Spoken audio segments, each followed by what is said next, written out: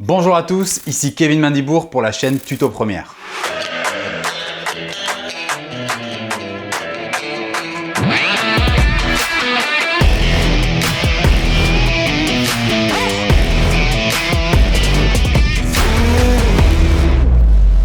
Dans cette vidéo, je vais vous apprendre comment passer d'un plan de jour à un plan de nuit avec un effet sur Adobe Premiere Pro. Cette vidéo est destinée à un public intermédiaire. Vous devez absolument maîtriser les bases de Premiere Pro pour pouvoir le suivre.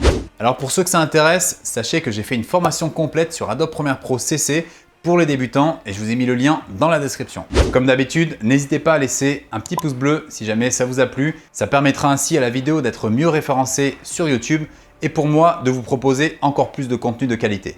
N'oubliez pas non plus de vous abonner à la chaîne et d'activer la petite cloche pour recevoir en temps réel les notifications qui vous permettront d'être informé à chaque fois que je sortirai une nouvelle vidéo. Nous allons voir dans cette vidéo comment transformer un plan de jour en plan de nuit. Alors pour l'exemple, je vais sélectionner un plan que j'ai tourné à la Défense. Ici, vous avez pas mal de monde sur l'esplanade de la Défense avec ici, on peut voir que le soleil tape pas mal, c'était en plein milieu de la journée. Et vous avez un ciel plutôt dégagé. Alors la première chose à faire, ça va être déjà de modifier les couleurs de l'image. Alors pour faire ça, on va cliquer sur notre calque et on va venir ajouter un effet de couleur lumétrie. Vous allez venir glisser l'effet couleur lumétrie dans le calque. On va venir maintenant dans les options d'effets et à partir de là, on va développer l'option couleur lumétrie et aller premièrement dans correction de base. Ici, je vais modifier ma température de couleur. Alors je vais plutôt aller vers du bleu. Parce que la nuit, c'est plus bleu justement. Donc pour retrouver le type d'image qu'on a la nuit, vous allez partir vers le bleu. Au niveau de la teinte, vous voyez que je touche légèrement pour avoir un bleu un peu plus foncé. Au niveau de l'exposition, on va la baisser, puisque la nuit, vous avez moins de lumière qui entre dans l'objectif. Donc vous devez baisser justement la luminosité pour avoir quelque chose de moins lumineux. Au niveau du contraste, on va contraster également l'image, puisque les images tournées de nuit sont un peu plus contrastées. Alors n'hésitez pas à avoir des noirs assez écrasés. On va également venir au niveau des tons clairs ici, ajuster, ainsi que les tons foncés.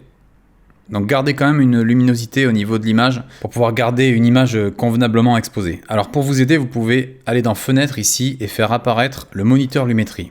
Avec ceci, vous pourrez voir si vous êtes sous-exposé ou surexposé. En général, vous voyez, si on est plutôt vers 60 ici, on garde une bonne valeur au niveau de l'image. Alors pour vous montrer un petit peu, au niveau de couleur lumétrie ici, quand je désactive, on peut voir qu'on était là, vous voyez, sur une image en plein jour, alors qu'une image en pleine nuit, c'est quasiment moitié moins, vous voyez, au niveau de la luminosité. On peut voir aussi que les bleus sont légèrement dominants. Je vais également retoucher légèrement mes blancs et mes noirs. Là, il n'y a pas trop besoin. Peut-être qu'on va contraster légèrement ici un petit peu. Alors on va maintenant aller dans Créatif et dans Créatif, vous allez venir de suite retoucher la saturation parce que c'est ça qui fait aussi la particularité des images tournées en pleine nuit, c'est que vous avez moins de saturation des couleurs. Donc n'hésitez pas à venir désaturer. Vous voyez là, je descends au niveau de la satu pour avoir quelque chose correspondant plus à la lumière de la lune. Alors je vais venir maintenant au niveau des courbes et c'est là où ça va être intéressant également. On va venir ici retoucher notre luminosité. Alors c'est comme on a fait jusqu'à présent. Là vous pouvez vérifier si jamais vous avez un réglage qui peut convenir un peu plus à la nuit. Alors là, notez que là, quand je monte vers le haut, vous voyez que ça fait apparaître le ciel bleu, alors que si je descends, justement, ça va assombrir le ciel. Donc ça c'est intéressant. N'oubliez pas que là ici ce sont vos tons clairs, là vos tons moyens et là vos tons foncés. Je vais maintenant aller au niveau de ma courbe bleue et je vais monter mes bleus justement pour avoir une dominante de bleu dans l'image. Je vais faire la même chose avec le rouge ici, mais dans l'effet inverse, je vais réduire la quantité de rouge pour avoir justement un peu moins de rouge et un peu plus de bleu dans mon image. Donc là, je peux équilibrer comme ça pour avoir vraiment une image un peu plus bleutée. Alors on est un petit peu trop exposé encore, donc on va pouvoir retoucher tout ça. On va revenir ici dans l'exposition et retoucher légèrement pour avoir quelque chose d'un petit peu plus sombre. Donc n'hésitez pas à pousser les valeurs ici pour avoir vraiment comme une image en pleine nuit. Alors on peut voir avant-après ici en appuyant sur FX. Et vous voyez que là on passe déjà à une image qui correspond plus à une image tournée en pleine nuit.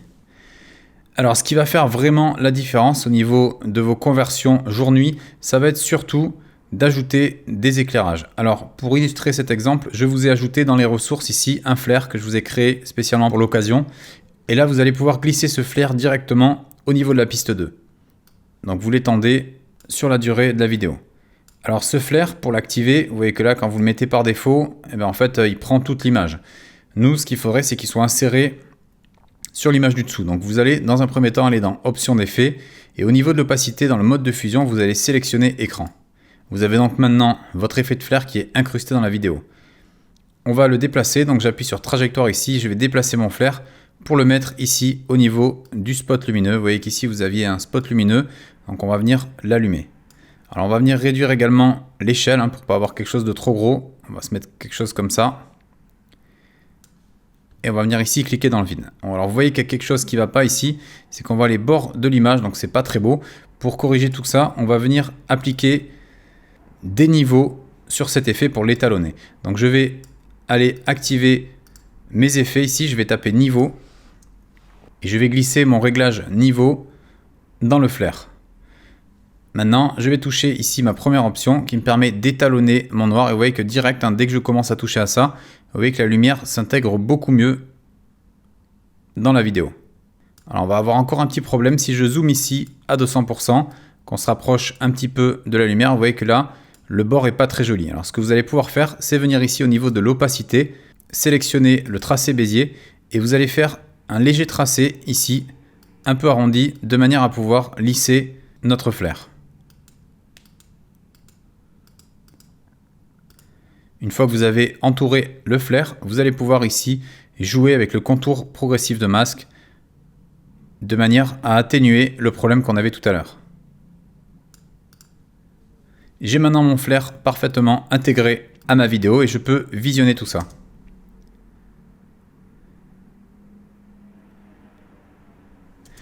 Alors maintenant qu'on a créé une lumière, on va pouvoir en ajouter une deuxième. Ici, vous pouvez maintenir la touche Option Alt enfoncé, la glisser vers le haut.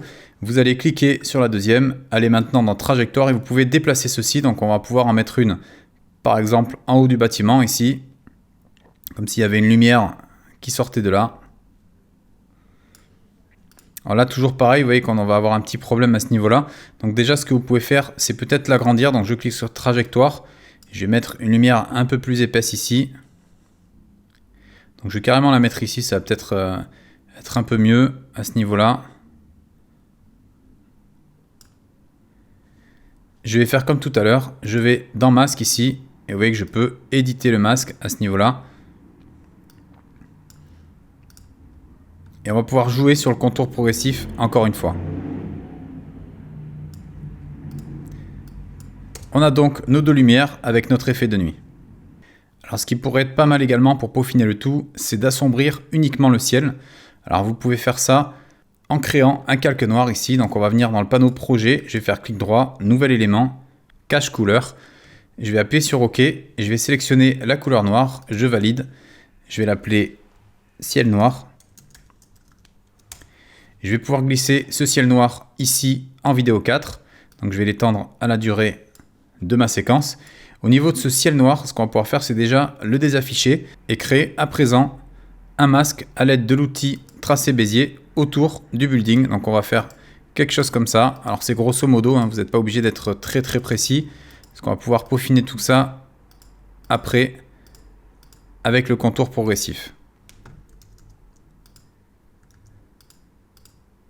Une fois que vous avez détouré votre ciel, vous allez pouvoir réafficher votre calque noir. Et là, vous pouvez voir qu'on a quelque chose de pas très beau pour le moment. C'est normal. On va devoir ici changer tout d'abord le mode de fusion. Vous allez sélectionner le mode de fusion incrusté. Et vous voyez que là, déjà, ça teint le ciel en bleu foncé. On va pouvoir également jouer sur l'opacité.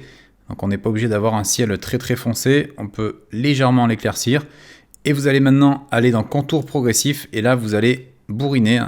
Vous allez vraiment l'étendre de manière assez importante. Donc là, vous voyez, je suis quasiment à 600 à peu près.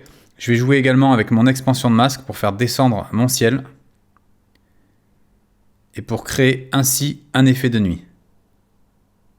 Vous allez pouvoir jouer également sur l'opacité, encore une fois, pour pouvoir plus ou moins assombrir le ciel. Vous voyez que là, ça marche bien. Une fois que je monte l'opacité, ça me permet de foncer mon ciel. Rien ne vous empêche ensuite de venir retoucher au niveau de votre premier calque la luminosité. Si vous trouvez que c'est un peu trop sous-exposé, vous pouvez remonter légèrement, vous voyez la luminosité, pour la récupérer au niveau de la globalité de l'image.